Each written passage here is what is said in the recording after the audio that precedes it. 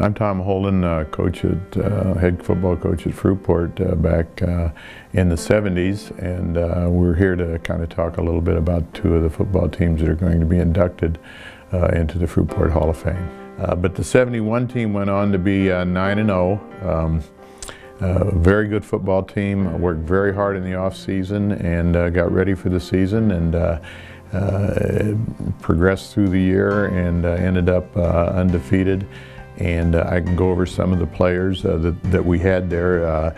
Wayne Johnson was our quarterback. He got a scholarship to Central Michigan University. Terry Westcott, Gary Harp. Gary played at K College. Wayne Bergstrom went to the Air Force Academy. And Randy Schultz was our fullback. Randy Reed went to K College. Denny Whiteman played for us. Phil Cannon, I think, went to Tulane. And of course, Bob Ferguson got a scholarship to Michigan, and Ed Damuth at Central Michigan. Gary Jarvie was also there, John Osborne. And I'm probably going to miss a few of the kids because I can't remember all the way back to that. But the thing I remembered about it is they were just a very, very close team. And academically, most of them were pretty good in the classroom. And so we were very fortunate to be able to coach kids of that caliber at that particular time. I know this, we had a big game with Reese Puffer and we were worried about it, and they had some Division I athletes on their team too. But we didn't run up the score. I mean, all the kids played, and we were fortunate that we had a couple of fumble recoveries and things like that. And that was kind of the highlight of the season. When we first got there in 70, we kind of laid the groundwork of this, and the guys participated pretty much in the weight program. Worked very hard during the school time, and they developed into, I think, probably, I hate to say best because I coached a lot of teams at that time, but they were awfully good. To fully appreciate where we ended up, you need to know where we started out. Yeah. In the 3 years previous to Coach Holden coming in, I think we had won 3 games in 3 years. They won 3. Also, we were a really young high school then. Our class was the 8th graduating class from this school. You know, it took time for everybody to be like one school. I mean, we had 2 junior highs. We probably had one of the better weight programs around the area. Probably the only one. Yeah. Where we could do it within the school. I mean, the whole offensive line bench press over 300 pounds. So, I mean, that was pretty good. And I remember the superintendent came over. He says, he says, I bought this machine for you. And he said, and look what the kids have done to it. The cables were broke at the end. And he says, these weights, he says, they look like the stuff's worn off of them. And I said, yeah, that's because we use it. And I said, we need a couple more. We run 40 kids an hour through these weight programs. I says, and they don't. I mean, I'm sitting up on that stage. It was at the stage at that time, and I said, yelling at him. And so I said, so we're working, and he goes, okay. He says, I understand that. And then that's what we went. And I can remember so many times where Denny and I would be in there lifting, and we'd be lifting, working our asses off, and trying to finally get up to 300 pounds. Yeah. And finally get up there, and then Moose walks in. Yeah, Al Schmitty. yeah, Schmitty. Up in a quarter, Yeah. 350. And I was like, gee. Stands out in my mind is Big Rapid. Oh, yes. Yeah. 0-0 going into the 4th quarter, and they started chanting, "4th quarter's ours, 4th quarter's ours, 4th quarter's ours," and then we scored 20 on 20 it. on the inside. Yeah. 20. That's not. Well, you started it off, didn't you? You recovered a fumble. I think Joe interception. started off, but he covered that punt. I Was knew that it. the team that had that All-Stater? That when I was a junior, you told me all week that I was going to play. I'm going to be up against that All-Stater. Yeah. And you ran 3 942s right off the get-go. Ran right at them, Yeah. and I was blocking them. And then you pulled me out after we got the first down And you said, he's pretty good, isn't he? And I says, I got him, don't worry. He said, well, get your butt back. Reese Puffer was probably the biggest, Big school. the biggest Biggest rivalry. school. And That was a big game. that was, That in terms was, of numbers they had, Yeah. that was over One of the 7,000. bigger high school games. 7,000 Exactly. people, at least. I tell you what, you gave the biggest pep talk that I ever heard in my life. And I mean, I still get goose pimples just thinking about it. I've told my kids that. His ability to chew grass and talk at the same time. and his teeth would just be green. Yeah, I was nervous. It was nervous. I remember a couple of things. He says, "Hey, Oz, you want to be a captain this week?" I said, "Sure." He goes, "Too bad." Next week, he said, "Hey, Oz, you want to be captain this week?" I said, "Yeah." He goes, "Too bad." Next week, "Hey, Oz, you want to be captain this week?" I forget it. He goes, "Not your captain." Well, I don't think you were really a whole lot of friends sometimes. I mean, not everybody liked you. That's because, Rock, I gave you those high white socks to wear in That's sweatbands and put you way out there. However, it Yeah. still produced Oh, yeah. a good football Yeah, team, regardless. yeah, And you weren't there to be our friend, so. Right. No. Teach us something. One year, I think we scrimmaged the heights or something, and we had to In a scrimmage picker the heights patch. in a picker patch. You know, Bob Ferguson, he always wore this short shirt like this, I think, to show his abs. And he come back and he goes, "Look at that!" I go, "What?" And he goes, "They're biting me." We would be struggling, playing hard back and forth, and all of a sudden, it was like an explosion, And they'd get in, and you just see that change, and all of a sudden there'd be 3 touchdowns ahead. Well, It just part of happened that- quick. Part of that was we had a quarterback who could make that great Yeah. play. Yeah. Johnson was. But the other thing that the football did, it brought the community together. And, Yeah, because it was split, Rock. That's right. Yeah. and, Remember that banner across? They would still wear their beach hats. Yeah. But But, it was a community event Friday night, going to the football game and watching Freeport hit on something. That was fun. When the season was over, he didn't leave us alone. I mean, he was still interested in our lives and in our grades and things like that, keeping our noses clean, even when the season was done. And Jarvie went to class. I'd look at that absent report every morning. I don't want that name to come up. Coach, I believe that we were a good team, but you made us great. there you go. I don't know about that. Yeah. Well, you guys made me great. I've told you that before. You want to be a great coach? A great kid. Yeah. There was no question. You can screw up with great kids. You can. But what you do is you get the kids and you got to keep them together. I think in all the years I was at Fruitport, I can say the majority of the time, probably 90% of the time, the teams played together. There wasn't a lot of jealousy or anything going.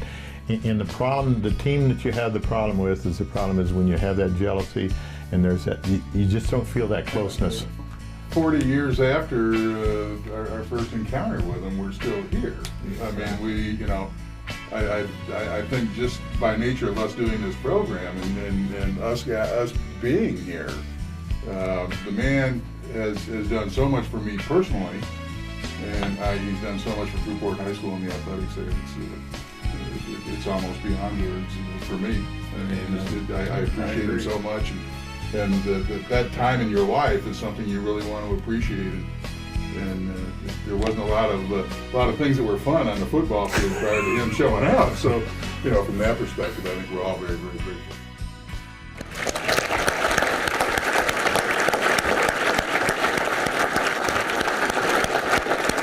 We're going to do this one a little different because we know how football players are. We know this is going to be a little bit of a rowdy bunch. So first, we're going to call up Coach Tom Holden.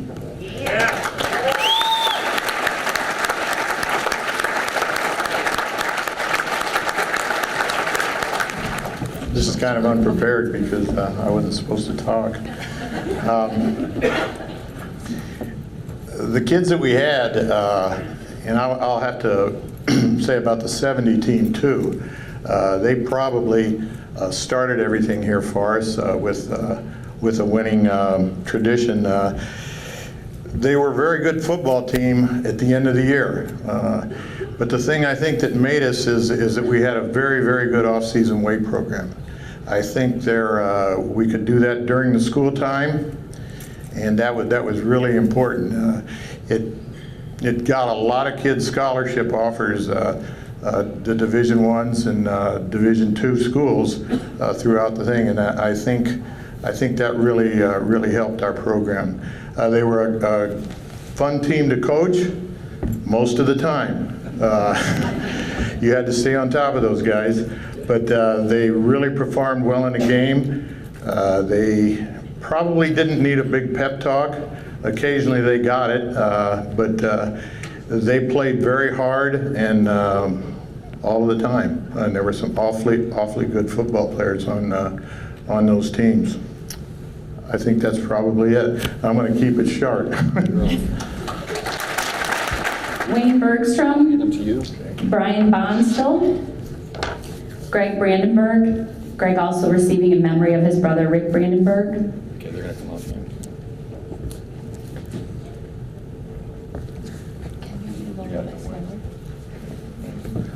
Harold Bresna, Theodore Brigadal Jr., Okay, we gotta go slower. This is kind of how it went. Pre-game.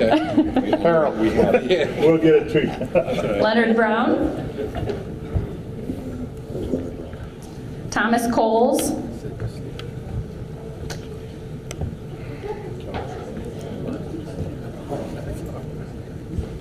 Tony Costa,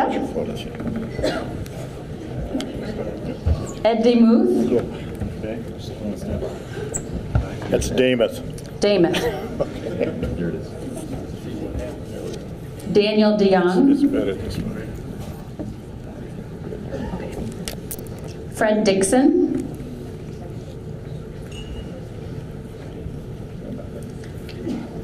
Rick Egler,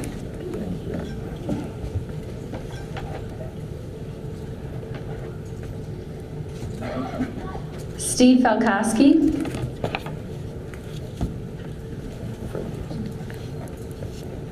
Jeff Frame,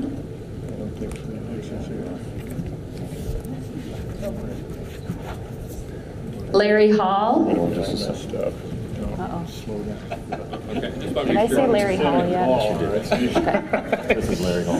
Steve Hammond, Wait a minute. Larry Hall. Is it? Robert Haynes,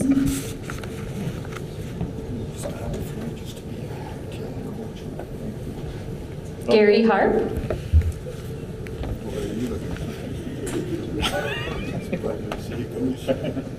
Glad you're still with us.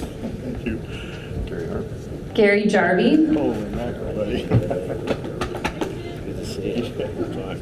Wayne Johnson, I'm not going to hug you, Jar. Oh, come on. All the trouble you gave me sleepless nights. Charles Justian, Wayne Johnson.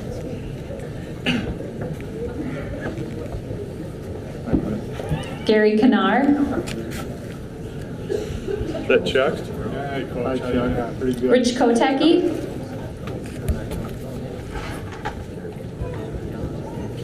Gary Meister,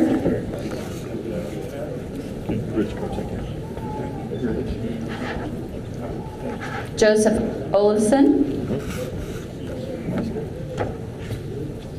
Here's Olafson. That's all. Meister's calling it. Uh-oh. John Osborne,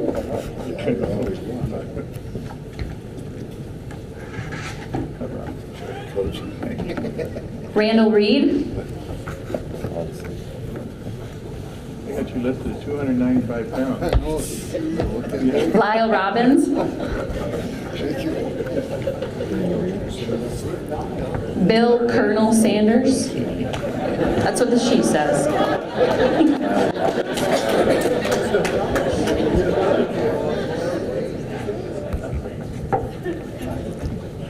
Randy Sanders, Uh-oh, catch kitty.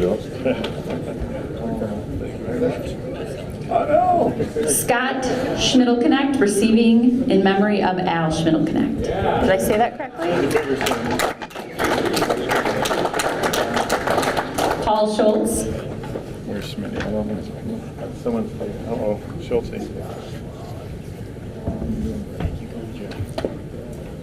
Randy Schultz, Spoonus. Roy Spoonis, I think I've got to get Randy first. There you go. Yeah. Cecil Stone,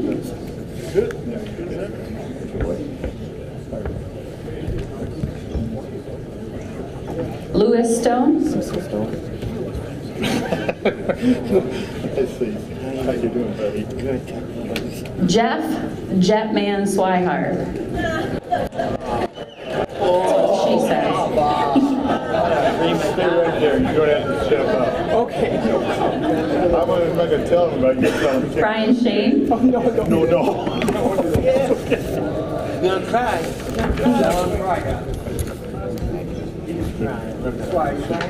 Michelle Thompson, receiving in memory of her father, assistant coach Mike Thompson.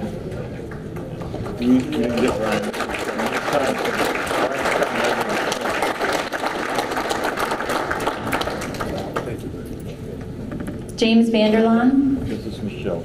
I know.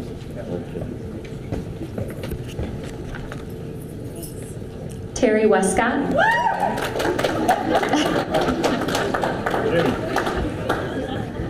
Dennis Whiteman, Thank you.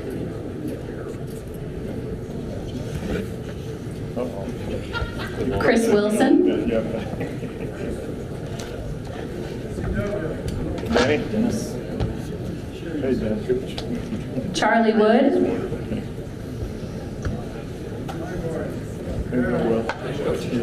last but definitely not least, Rocky Ibarra.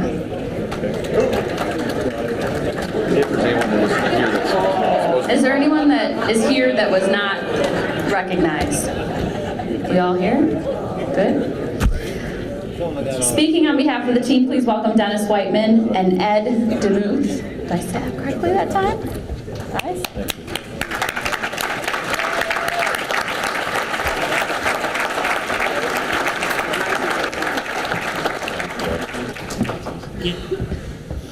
For those of you that don't recognize me, my name's Dennis Whiteman. I played 1971. I think perhaps you don't recognize me because I lost so much weight and I dyed my hair gray. It's a popular color tonight. It is. On behalf of both teams, I'd like to thank the selection committee for this wonderful honor. It's a beautiful night. Thank you very much.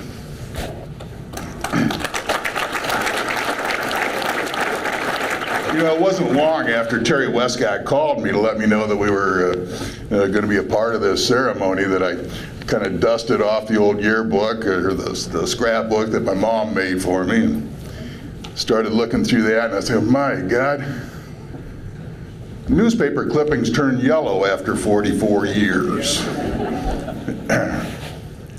But what a wealth of memories were in those old yellow clippings. And I couldn't help but think how many people enjoyed those memories and how many people still cherish those memories. Perhaps Randy Reed and that interception in the Big Rapids game, or maybe Gary Harp with 4 quarterback sacks in the Ludington game. Maybe Randy Schultz, he rushed for 125 yards against our victory against Reese Puffer. Maybe Jeff Swihart, his first touchdown pass against Coopersville. But there were a lot of memories for a lot of people. Maybe some of them remember the pep rallies we had on Fridays before the ball games, or where we wore our jerseys to school to set us apart because we were a different club. We deserved a little respect and we earned it. Maybe some people fully appreciated the 2-a-day practices. If you're that guy, If you're that guy, I hope you sought therapy. But if you'll indulge me just a moment, I'd like to share some of my memories. I remember before the ball games on Friday night in the locker room, I remember the intensity and how quiet it was, and everybody was just set about doing their own task, remembering what the assignment changes were going to be for that week. I remember walking out to the field and the clickety-clack of the cleats on the asphalt. I remember Coach Holden would get down on a knee and everybody'd huddle around him. This is at the gate just outside the field. And he would give the most intense, most adrenaline-boosting 15-second speech you've ever heard in your life. I remember standing there and my knees were quivering and my hands were shaking. And then we'd crest up over that little hill and the marching band would be there and they'd be playing our fight song. Who wouldn't be ready to play football after that, right, guys? Sometimes the games weren't all well in hand at halftime, going into the locker room, and Coach would stand at the chalkboard there with a chalk, and he would say, "What are they doing that we did not prepare you for? What are you seeing out there? What wrinkle did the other team throw in?" And he'd do the X's and the O's, and there was a tremendous confidence on our part that whatever was going on, the coaches would fix it. We'd go out there in the second half and we'd do our job. And we did. And it was fun. Lastly, I remember the very last football game, standing with about a half a dozen of the seniors, standing in the end zone with our helmets in our hand, our last football game playing for Fruitport, an undefeated season, until all the people are gone, the lights are being turned off, and we said what we wouldn't give for one more game. That's pretty cool for a 17-year-old kid to have those kind of memories. So I'd like to share some numbers with you, and I'm not really a numbers kind of guy. But of the, yes, we're getting older.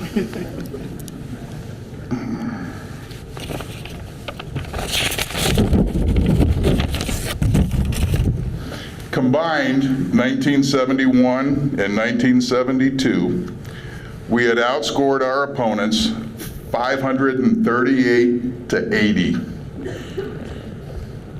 Of the 18 games that we played, 9 of them were shutouts. Only 2 opponents in those 2 years had scored 2 touchdowns against us.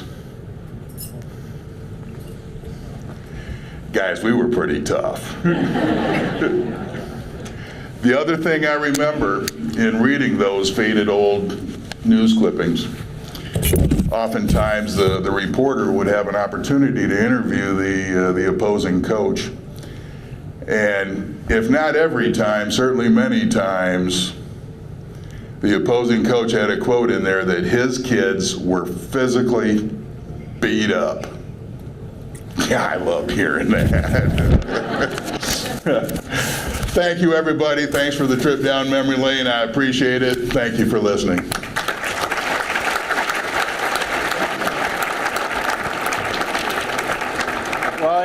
But I too want to do some memories, and you know, like a good coach, I think Coach Holden thought out of the box a lot. When you look at some of the programs, and you'll see a stat in there that says Ed Namath, 6'3", 225 pounds. Well, I think I was born at 225 pounds. So you know, I think he did that on purpose so that the other teams really would not know how big we actually were. We were a big team, tremendously big team. But a couple of memories that I have is, you know, in '72 there was brand new helmets and jerseys for the team. You know, they got away from the old helmet and the old jersey, and I think we really looked like a sharp team. You know, we stepped on the field and honestly, we knew we were going to win. And that's something that Coach Holden, installed in us. We just knew we were going to win. In the 72 game with Orchard View, Coach Holden, once again thinking out of the box, had his running backs in tearaway jerseys. Great thinking, right? Except the officials made them change the jerseys. So they couldn't use it. In that same game, that 72 game, after we had defeated Orchard View, the team bus was egged. I don't know if you guys remember that or not, but we got egging as we left the field.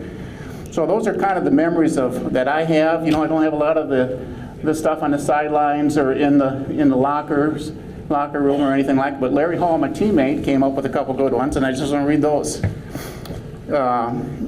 As Larry stated to me or told me, like the 1970 teams, Coach Holden's first team, they were COA conference champs. How do you do that? In the 4 years before that, there was only one touchdown. I think it was one touchdown per year scored. It was terrible. I asked my sister, who graduated I think in '68 or '67, and she says, "Yeah, we stunk." That was her attitude. So, I think all the glory goes to Coach Holden. It really does. Some of the stats that people have been talking about is, there was 13 of 18 games. We won by 20 points. We had 9 shutouts. Had almost 50 guys on the team. We outscored Spring Lake 24-0 and 38-0, which that's pretty good. The total points scored for the two teams, like Dennis said, was 538 points, but here's another one. Total points given up for 2 years was 80. So one other memory that Larry brought to my mind was the get-off stick. And I don't know if you guys remember that or not, but the get-off stick was a tree branch that Coach Holden carried around. And if you were playing on the offensive line, and if you did not get off that line fast enough, he was likely to use that on you. So that was just something that Larry had reminded me of. But to go a little bit further, I want to say a couple facts that I think most people don't realize about, the Fruitport football season. Besides going, 1971, we won all 4 classes, went undefeated, which is tremendous. But from 1971 through 1973, Coach Holden had a win of 26 and 1 loss. And that 1 loss against Reese Buffer, we surely should have won that game. So when you really think about that, Coach Holden and his teams would have gone 3 complete years without a loss. So I think all the glory needs to go to Coach Holden. I just don't know what else to say.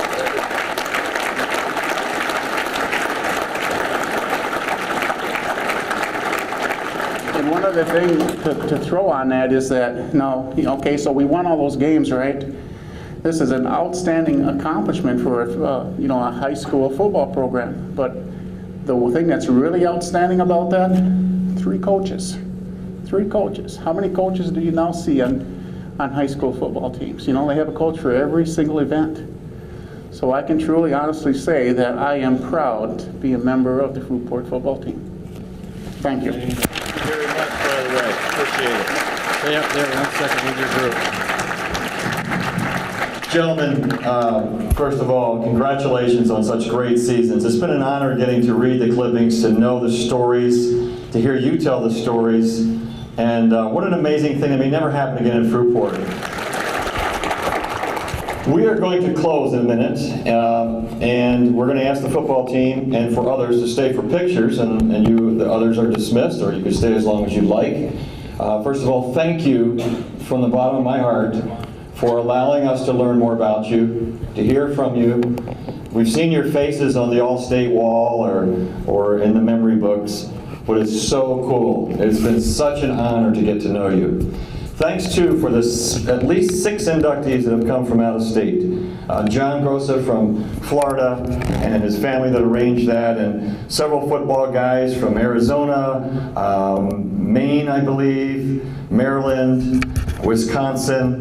So thank you for all that you've done for Fruitport High School. One of the reasons that we have a Hall of Fame is to tell our students of today what history is and how important it is not to forget it. And if there's any time that a young 15-year-old gets a little arrogant or cocky, we could always tell them about, you know what, there were some real tough guys back in the 70s. They call them the Beef Trust. And yeah, they were better than you were. And it doesn't matter whether it's football or tennis or swimming or whatever. So guys, again, thank you from the bottom of our hearts. I believe Harold Bresna, I got to talk to you about a correct plan. You got it? Good, because they're all there in the beginning. I got to figure out what happened, but I apologize. We do want to do a group photo shoot. Several people will probably like to have that, so we'll do it in this section where they are. We'll organize that. Individuals also are welcome to stay and have pictures taken. So at this point, thank you for everything, for your patience, for your enjoyment, hopefully, of this evening. Don't forget, the community, the experts, the historians need to nominate people for future Hall of Fame memories. Thank you, and have a great night.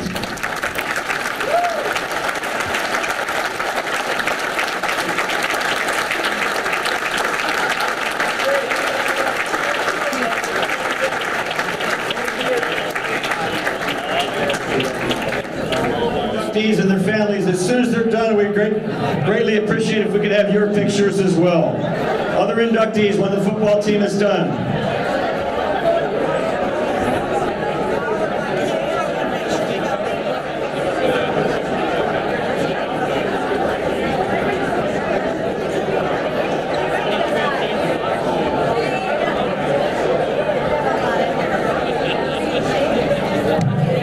Okay, other inductees, as soon as this group is done,